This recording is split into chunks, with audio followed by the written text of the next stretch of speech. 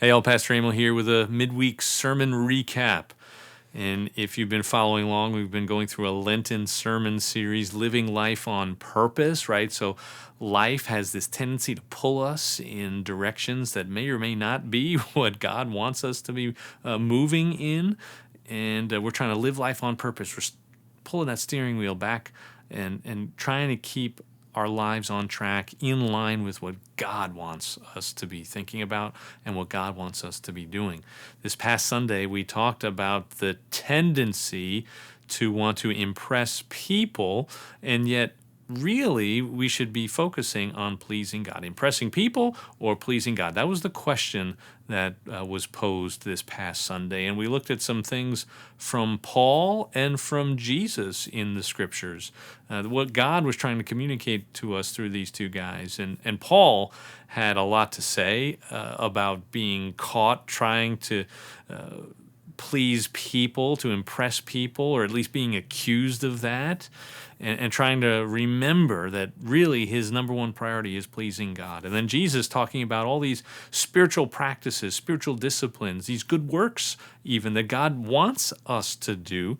Jesus warned us not to do those things to impress people, not to do them to get their attention, to win their accolades, to get pats on the back from them.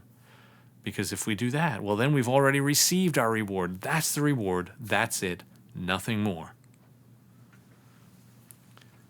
Are you still struggling, like me, like the rest of us, impressing people? Or have you moved a little bit closer to focusing on pleasing God and God alone? Remember, you are already pleasing to God. Right, we talked about Jesus at the very beginning of his ministry. He's this perfect example for us, but how does he do that? What is it that empowers him to be that perfect example? Well, I think it's because he understood perfectly how pleasing he already was to God. Remember his baptism. He comes up out of the water and God says, "This is my beloved Son in whom I am well pleased." Well, at your baptism, God said that. When you came to faith, God said that. He said, "You are my beloved daughter. You are my beloved son. In you I am well pleased." That doesn't mean we always do things perfectly. It doesn't mean we're always doing the right things. It doesn't mean we're always doing things that make him proud necessarily.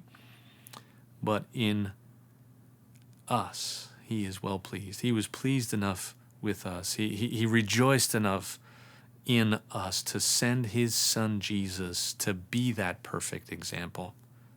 And then instead of just receiving the reward for being perfect, he sent Jesus to the cross. Jesus died. He died for you. He died for me. Why? Because God was pleased with us. God was pleased to think that if he could send Jesus to save us, that we would be with him forever. And that thought pleased him to no end. And that thought of freeing us from pain and suffering and death and from sin and living in bliss with him forever and ever, that thought pleased him so much.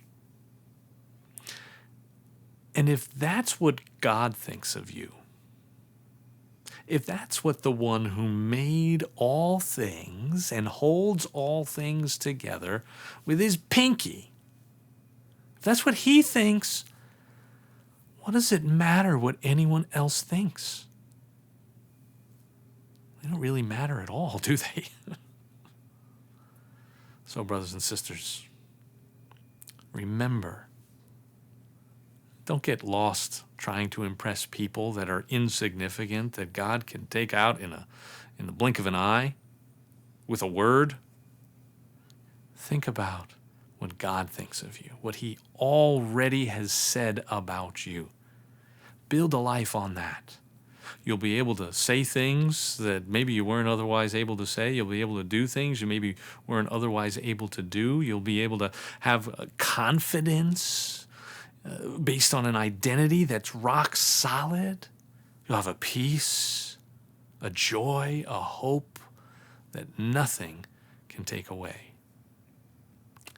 I hope this is a helpful reminder for you to stay focused on pleasing God and God alone, and not caring so much about what anyone else thinks. God bless you.